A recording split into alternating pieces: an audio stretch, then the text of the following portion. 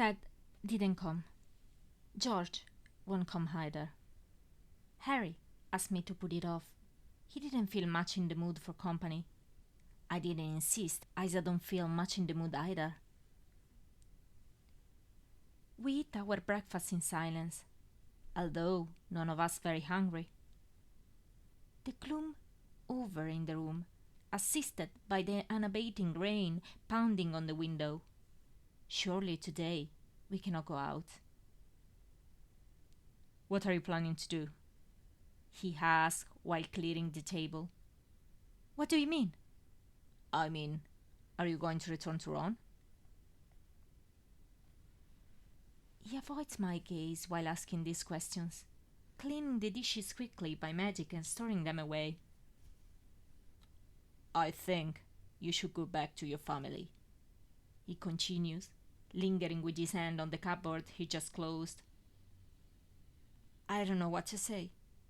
A part of me is in anguish at the thought of leaving, but the other, the hateful, rational one, knows I cannot stay much longer. I've got indeed a kid, and unfortunately also a husband who are waiting for me. I try to silence those clashing voices to understand what is wise to do. Can I leave him alone? Is it not too soon? Not receiving an answer, he sits again, and this time he looks at me, his voice wary but steady. Look, I know what you are thinking, but I can assure you I won't start drinking or knocking myself out with muggle stuff or potion as soon as you get out. I won't even look for a woman to vent out my spleen. What are you going to do? He doesn't answer, his eyes drifting away. He passes a hand behind his neck, massaging it. I don't think you should return to the ministry. He smirks sadly. I don't think that either. Insane and aura don't go well together. You are not insane. He starts fiddling with the coaster left on the table, brooding. What about Sunrise? He darkens subtly. She is much better off with Molly and Arthur. She cannot be happy with me. You are his father! She asked for you! You must go and see her! His gaze is fixed on the table, lost. She's not quite 3. She'll forget me soon enough, and it's for the best. I feel a chill driving up on my back. I dart up in consternation and agitation. Harry, what in the name of God are you saying? Do you want to abandon her? What about Albus and James? Are you going to abandon them too? They will be back for summer holidays, you know. What are you planning to do then? James hates me. It doesn't hate you, I interject. It does. It's my fault if... He hates me and will never forgive me. He will be more than happy to forget my existence. And Albus. I see how his face gets somber and somber, like if he's trying very hard to suppress a grimace. Albus is the only one in the family that hasn't suffered being a child of mine. Let's keep it that way. I banged my fist on the table, enraged by this absurd speech. So, not to make him suffer, you abandon him? How can you expect your kids forgetting about you just like that, just because you want them to? How can you even think to disappear from their life? They lost their mother, they don't need to lose their father too. He doesn't look at me. He doesn't even seem to hear me. Listless and dejected, his gaze is lost outside the window. After a few minutes of silence, he let the coaster go and rest those green, hopeless eyes on me. So, what are you planning to do? I gulp. I'd stay here a couple of days more, if you don't mind. I want to keep an eye on him, to make sure everything is really fine. He seems back in his sense, and I believe him when he say he won't be back in self-loathing. But at the same time, I don't like this mood he's in, and I want to convince him to take Sunrise back. He only shrugs his shoulder. Plenty of space. And those three words can take many meanings. The sure ones are, I don't care if you stay or go, and we are not going to share bed anymore. They pain me more than they should. There is nothing worse than to feel so utterly unimportant that my presence doesn't give neither solace nor irritation. Only yesterday he was begging me not to go away. This afternoon I was planning to go and visit my parents. Do you want to come? My parents know him well enough. After the Hogwarts battle, me and Ron went to Australia to look for them. It took us a month, but we did find them. When I lifted the enchantment, they have been off balance for a while, a bit sorry to leave Australia, but at the same time they didn't want to be too far away from their only daughter. So they got back eventually. I introduced Harry straight away as soon as in England. They liked each other very much. He is always so polite and nice, they couldn't do anything else but like him. And being my parents' muggles, were not so biased in his regards and treated him as they would have treated any other boy, which is something that always struck him favorably.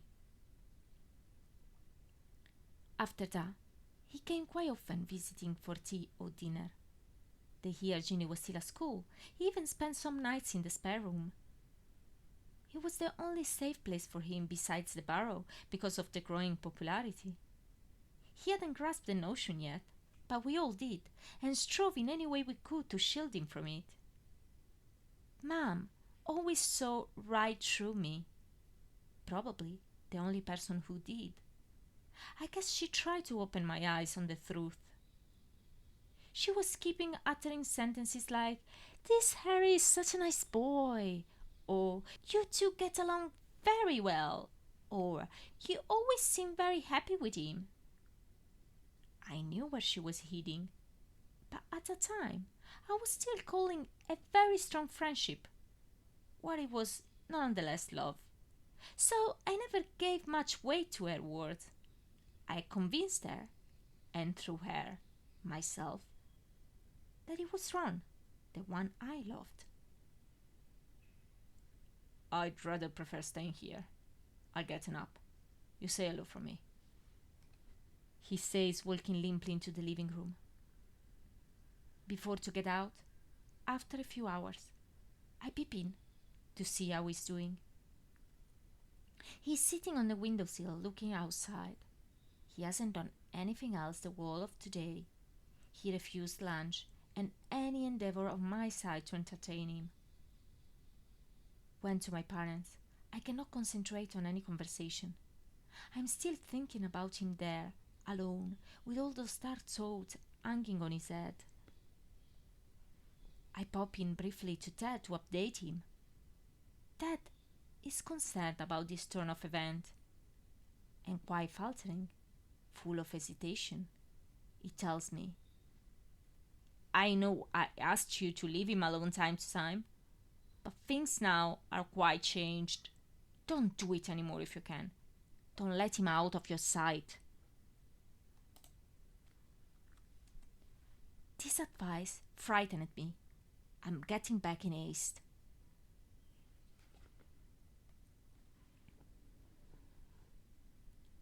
When I'm on the threshold, a sense of foreboding embroils me.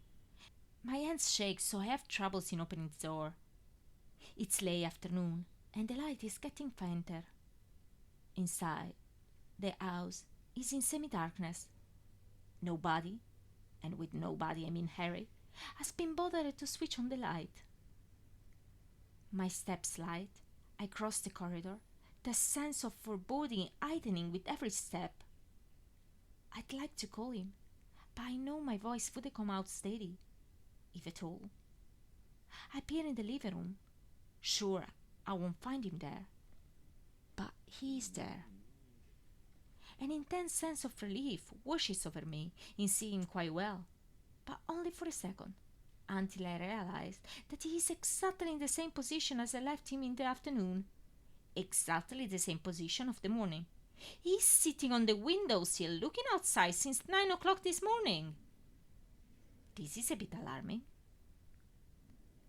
I call his name softly, and he turns to look at me, his expression unreadable. I take off my jacket and sit in front of him. Are you okay? I ask, at which he only nods, bringing back his gaze outside. What did you do while I was out? He shrugs his shoulders. Did you do your workout? He shakes his head. Why? He moves his eyes back to me. What's the point? He mutters darkly. It is what you do. You do it every day. Why not today? I've always done it for my job and for my wife. Now, I haven't got a job, and I haven't got a wife. What's the point?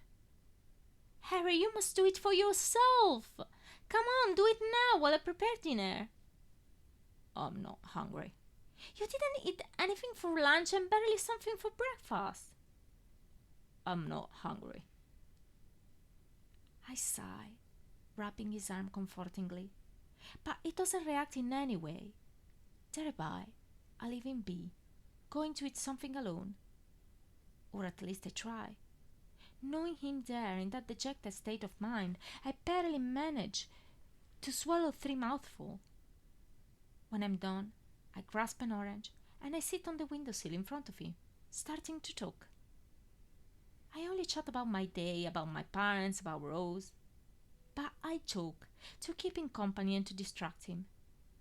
I peel my orange in the meanwhile, offering him the wedges.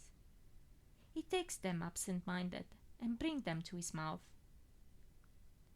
After some time, while I'm talking about the last letter I received from Rose, not really sure if he's listening to me or not, he asks if she mentioned Albus at all in her letter. I'm glad to hear this question that not only marks that he's listening to me, but also that he's concerned about his son. She actually did mention him. To be truly honest, he was the chief of her letter. But the subject is spiky. She got into her head to be in love with the boy. She confided me that much over Christmas. I tried to make her see reason, but in vain. She said that he is the only man. Yes, she said man, I'm quoting. She can or will ever love. The boy is cute, having inherited Harry's eyes and all what best of the Weasley family, and is very equilibrated and mature for his age. If she would have fallen for James, well, that would have given me some worries. He is surely dashing and charismatic, but he is much more impetuous and belligerent. However, opposite to him, Albus is a sweetheart. Yet, they are cousins after all. They spent all their childhood together. They never really hung out with anybody else. I think she should have experienced it with some other guys and not focalize so much over him. I've done that mistake. I know what it leads to. The situation after Ginny's accident is getting rather complicated. Rose wrote me that Ron keeps sending her letters with advice to distance herself from him, and she is distraught. She loves Ron and is not a kind of girl who usually disobeys, but at the same time she loves Albus with the strength of forced teenage infatuation. Therefore, she's torn. I'm going to strangle Ron as soon as I get back. Anyway, it doesn't seem the moment to have all that much to Harry, so I just answer cheerfully that albeit not being the best of spirit, he's doing fine, trying to keep himself busy with Quidditch. Why don't you write to him? I'm sure he would be happy. I seem hesitant. What should I write? Ask him how he is. Tell him how you are. He doesn't answer, but I won't let the matter drop. This is too important. He needs to keep a bond with his sons. I take quill and parchment, and I return on the windowsill. I'll write for you. Tell me what to put down. I wait expectant, but nothing comes from him. I prod him. Come on, Harry, this is important, and I warn you, I'm not going to leave you alone until we manage to write a letter to both your sons. I'm gonna badger you the whole night if necessary. He smiles, shaking his head. I'm sure you would. He pipes out, and I'm so happy to see the smile there that I almost weep. I know, I'm such a crybaby. But usually I'm not, I promise. It's only this situation that makes me tearful. Okay. Alright. He adds purposeful, and he dictates me 2 letters, one for each. 2 normal letters, from a man to a boy. And I'm sure Albus will be very pleased, and James will scorn the letter and probably won't answer it. Something must be done. This resentment from his part is wrong and harmful to both. When we are done, I put a spell on it to forge his calligraphy, at which he smirks amused. Why didn't you do it while at Hogwarts? You would have saved me a lot of boring hours doing essay. You wouldn't have learned anything otherwise. I manage to make him hit a second orange, and I keep him distracted with my petty talk until it is time to go to sleep. My efforts produced a slight change in his demeanor. A bit less of a gloom, and a bit more of the Harry I used to know. Not quite him, but closer. And I know I took the right decision in staying. I must not leave him alone. It doesn't do any good. While he's in the bathroom getting ready for the night, I change the bed linen on the sofa to remove any sign of my presence, and all my belongings are back in James' room where I'm going to sleep tonight. Once it's all done, I take a book and I start to read in the kitchen, to leave him the sole use of the living room, as it should be. Once out of the bathroom, I see him stopping on the trestle, taken aback from the change. Then he slowly turns to look at me. His inquiring gaze rests on me for a long time, and I feel his hesitation. I can almost sense his struggle. He wants to ask me to take everything back and sleep with him. And the weak part of me is begging for him to speak, to utter the request in front of which I won't have the strength to refuse, and the sensible part of me is begging for him not to, exactly for the same reason. I don't dare looking up, because his eyes have too much power over me, and I don't want to lose control. So I stare at my page, all letter confused, blurred, and the silence is so charged I don't know for how long I'll stand it. When he realizes that I'm studiously avoiding his gaze, he bows his head and simply wishes me good night, to which I try to respond as cheerfully as I possibly can, feeling, in the meanwhile, my inside weeping in agony. I'm very aware how difficult it will be for him tonight. It's the 4th night since Ginny's death that he will sleep by himself, not stand by potions, nor in company of meaningless women, nor with me. It's gonna be tough, but nevertheless I'm here, in the same house. He's not alone, and I hope this is going to come as a comfort to him.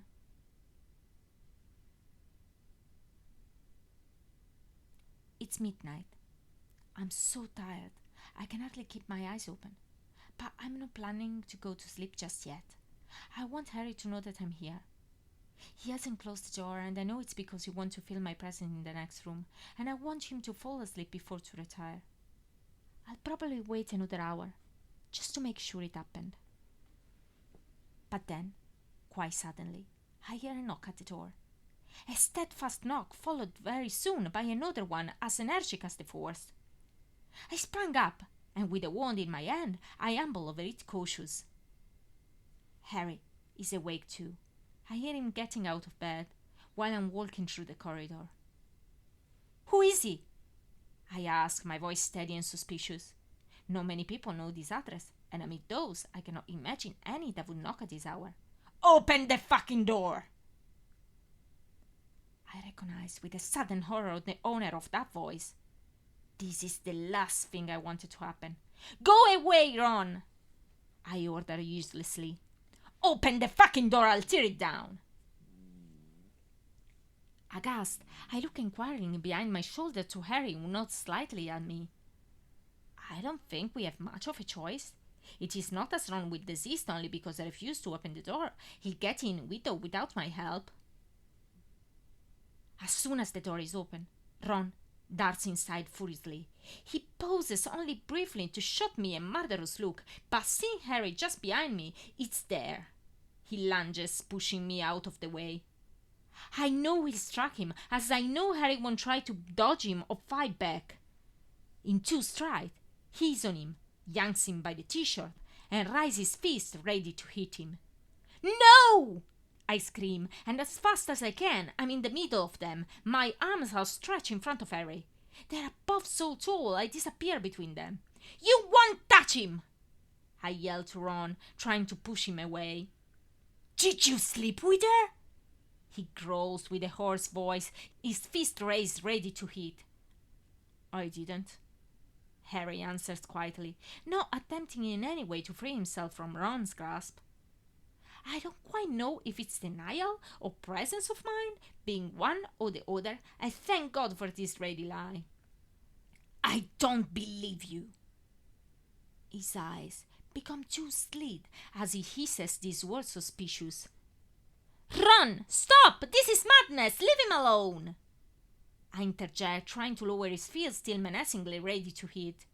She slept the whole time in James' room. You can check yourself. All her stuff is in there. I would never touch her. She's like a sister to me. I heard that before, he snarls, and it turned out to be not so truthful. Harry doesn't answer. Their eyes lock to each other, as though I'm not there at all. I manage to lower his fist. Drop it, Ron! This is out of place! But they are still glowering at each other. She is my wife, remember that, not yours. You had one, my sister, and you have it killed. You won't get her to. Too many members of my family are already dead because of you. I won't let you close to any of them if I can help it. Ron! I shout, scandalized. This is a horrible thing to say, and it's not true. But he doesn't take any notice of me. He keeps talking ominously. You won't see her anymore. I won't allow you to get close. And if I find out you slept with her, I swear to God, I'll kill you with my hands. Ron, how dare you! I'll see him whenever I want to. I burst out at the top of my lungs angrily. I turn to Harry, frantic. Harry, don't worry, he's talking nonsense. But he's not looking at me. His expression is stern, fixed on Ron's face, contorted with spite. Take your stuff. We are going home. Ron orders me, as he roughly releases Harry from his grasp. I don't go anywhere. I stay here. I fire back outraged. You are coming with me. He hisses through clenched teeth. I'll drag you if I must. Drag me then. I answer, challenging, bursting fire. I want to see him trying. But then Harry interjects. Hermione, Ron is right. You should go with him. I'm fine, really, it doesn't matter. I'm taken aback by these words, quite not knowing what to say. It's fine, he repeats, seeing my hesitation. Go on. You stayed here long enough. You must take care of your family. Ron is clearly getting annoyed by this exchange that seems to suggest that Harry has the power over my decision he totally lacks. He fidgets and shoots aggressive glances. More to avoid a scrape between the two than anything else, I decide to submit. I gather all my things by magic as I don't trust them alone, and without speaking, I follow Ron, already marching out of the door. While we are walking, I glimpse behind my shoulder, and I catch Harry's expression before he closes the door. And I know how wrong I was, thinking my presence unimportant. There is so much uneasiness there, so much anguish seeing me going that breaks my heart. I would run back to him if all this wouldn't be the work of a moment. The door is soon closed, however, and Ron's hand is clenched around my arm as he drags me roughly in a side apparition.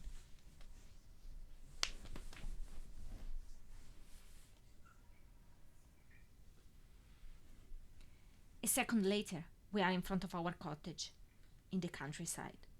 The air is so still, everything is so quiet that dazzles me after the charge of emotions accumulated. Ron moves swiftly beside me toward the door, leaving it open for me. But the momentary dizziness is gone as soon as I see him. "How did you dare?" I bark, slamming the door behind me. "How could you be so utterly heartless? The man lost his wife!" He turns toward me aggressively. "I know it was my sister, for God's sake, fuck him!" He shouts furiously, and then in a more subdued tone he adds menacious, "I don't want you to see him again." "Who the hell do you think you are to give me orders? I'll see him whenever I want to. He's a friend of mine." I bellow, letting drop my bag and my wand on the floor. "You cannot prevent me!" "Did you sleep with him?" he asked under his voice getting closer. "You are a lunatic!" I spat, walking past him. He doesn't allow me to do so. "Did you?" he shouts, taking hold of my arm and pulling me toward him. "No, Ron, I didn't. Stop it!" I warn him, shrugging his head. "I won't be made a fool in front of everybody. Not by you, and overall not by him," he barks. "I want to know what's happened there." "Nothing happened there," I answer impatiently. "He's grieving and I tried to be of some help. I kept him company so he wouldn't fall into despondency. We had walks, we chatted, and it was getting better before you butt in, accusing him of dreadful things and making a scene over nothing." "She was my sister. Did it ever occur to you that I might be grieving too?" he barks bitterly. "This is not an excuse for your behavior. You cannot accuse him of it." "I can. And I will. She is dead only because somebody wanted to kill him, like Fred. I'm not the only one who can see a pattern here. I don't want you to be next, or my kids, or his kids for that matter. I'll stay by his side, as I've always done." He stares at me darkly. "Exactly, like you have always done. It was already clear enough. You didn't need to make it so plain." "Making what so plain?" I spat enraged. He turns from me without answering and walks steadily toward the bedroom. "We are going to bed now. Tomorrow we'll go back home. I left Hugo to Charlie." I follow, anger scorching me like fire. If he thinks I'm going to follow him meekly tomorrow, he's much mistaken. But I know how useless it is to talk about it right now. We are getting too warm, and only unpleasantness can come out of our mouth. Tomorrow, with fresh mind, I'll confront him again. I won't go back with him without saying goodbye to Harry and everybody else. Because I know I must return, I know it well enough, but it will be on my terms. I want to make sure Harry is not going to be left by himself. A solution must be found before I can leave. Therefore, I don't retort. I wear my nightshirt and I prepare for the night. I rub my face quite roughly with a cleansing milk to vent out my anger. It's massaged steadily with a cotton pad dipped with tonic. The anger sliding at the bottom of me, starting to sink under the thinking. The moisturizers make it disappear, leaving only loath for Ron and his behavior. Tapping lightly the soft skin under my eyes, I regain control of my emotions. I'll deal the situation calmly and rationally, not swallowed by impulses dictated by feelings. While I brush my teeth, I'm again myself, and some scraps of idea to adopt are already taking form. Ron is already in bed, sitting up, his back against the wall, staring at me darkly, while I lie in it. There is a full moon tonight that brightens the space almost as if daylight. I rest on my side of the bed, giving him my back, feeling sedate and in control, irked by his presence surely, but it's nothing I never experienced before and I know how to deal with it. The irritation of spirit, though, doesn't allow me to doze despite incredible tiredness. Adrenaline is still ringing in my veins. I know it's the same for him. I can feel his stare on my back. And then, he's behind me, pushing his body against mine, kissing my neck. I thrust him away, enraged, but he spins me toward him and began roughly to undress me. How he can possibly think I'm in the mood for this, it's beyond me. I could easily nail him in the groin and be over with it in 2 seconds. The temptation is almost overwhelming, actually. But then, I decide it's better not. If I refuse him, nailing in the groin or not, a serious confrontation will follow, with shouts and unpleasantness. Do I really want it? No. Honestly, right now, I just want to try to sleep. I'm weary, angry, and I don't feel like shouting anymore. This is the easiest way to have it over quickly. So, he can show me that he is the man, that he can claim possession over my body anytime, that he is the strong one. Let's him believe it.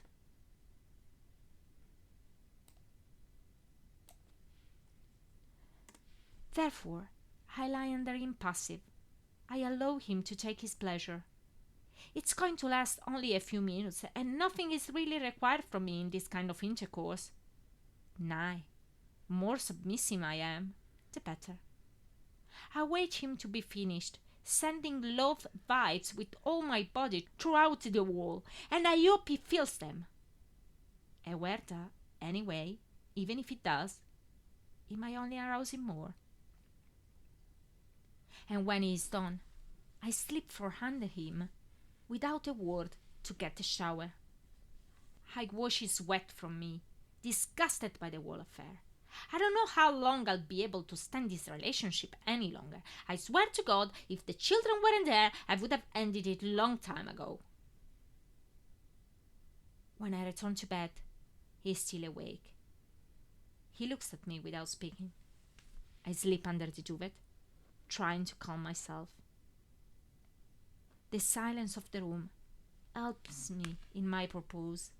My mind grows calmer and clearer, but just because of it, sleeping becomes impossible. As soon as my mind relaxes, I start to think about Harry, and I picture him vividly alone and miserable in his bed. I can almost see him turning in it sleepless. I can almost feel his anguish. I can almost sense all the torment spinning in his head. I cannot bear it. I cannot bear to leave him alone in his agony. It's insupportable. Why should I stay here, close to a heartless man who I despise when I could help the loved one? I'm going. It has been a mistake to follow Ron. I stand up suddenly, under this resolution, and I start to dress. Where are you going? Ron asks me, rising from the bed. I don't dignify him with an answer. I take my jacket, I wear my shoes, and I'm out of the room. He darts behind me, repeating the same question aggressively. You know where I'm going, I say dryly, taking some flue powder from the jar and throwing it in the fireplace.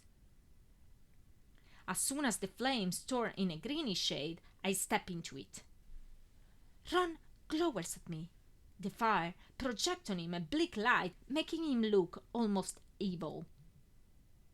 If you go, it's over between us, he mutters darkly, and I'll make sure it will be neither pleasant nor easy.